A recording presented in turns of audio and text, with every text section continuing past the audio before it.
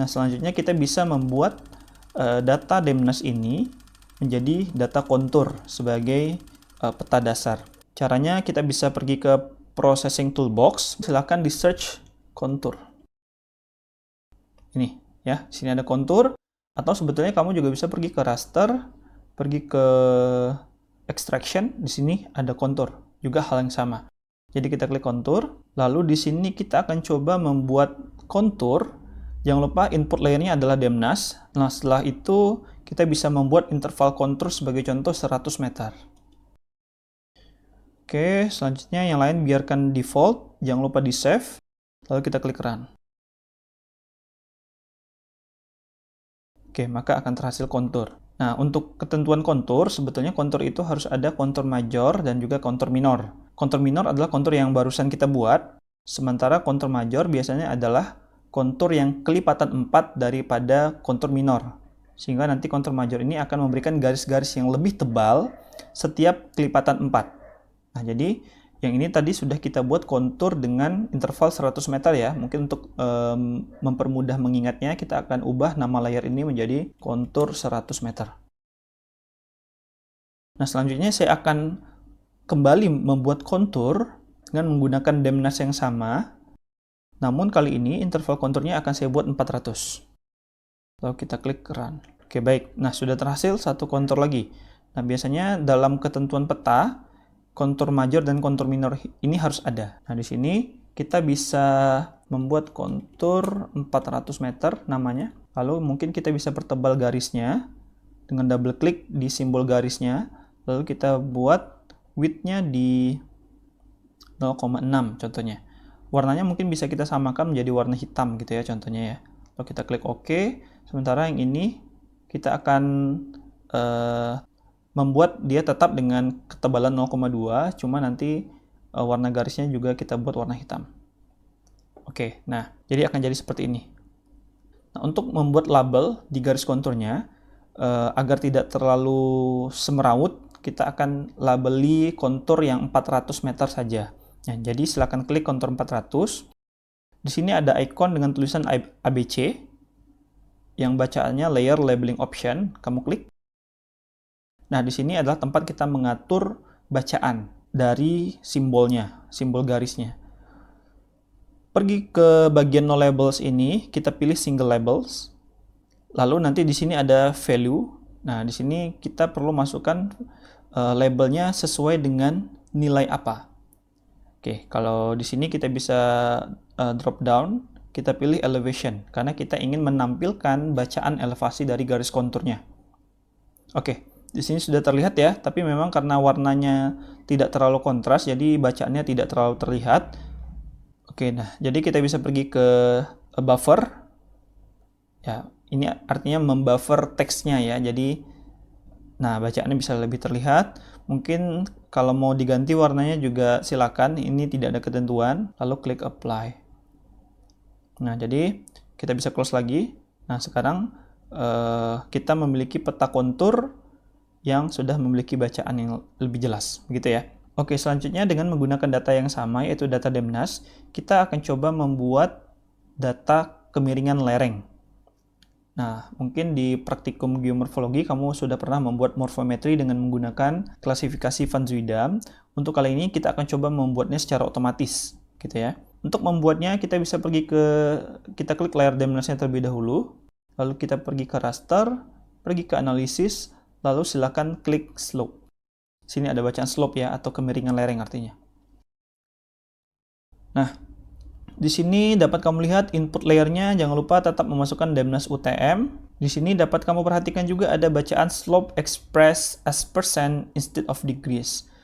Kalau kamu centang, artinya kamu akan membuat kemiringan lereng dalam satuan derajat.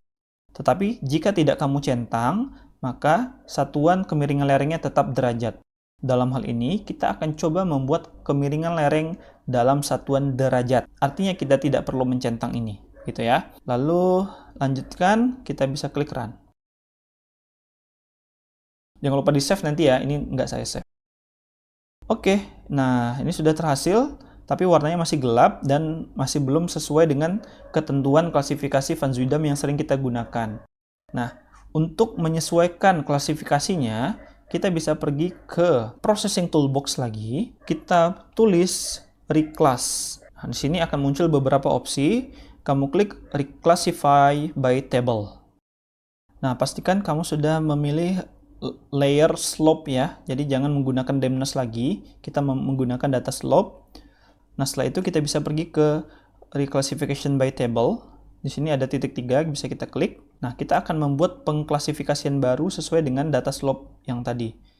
Oke, jadi kamu perlu ingat lagi kelas-kelas yang ada di Van Zuidam dan berapa rentangnya.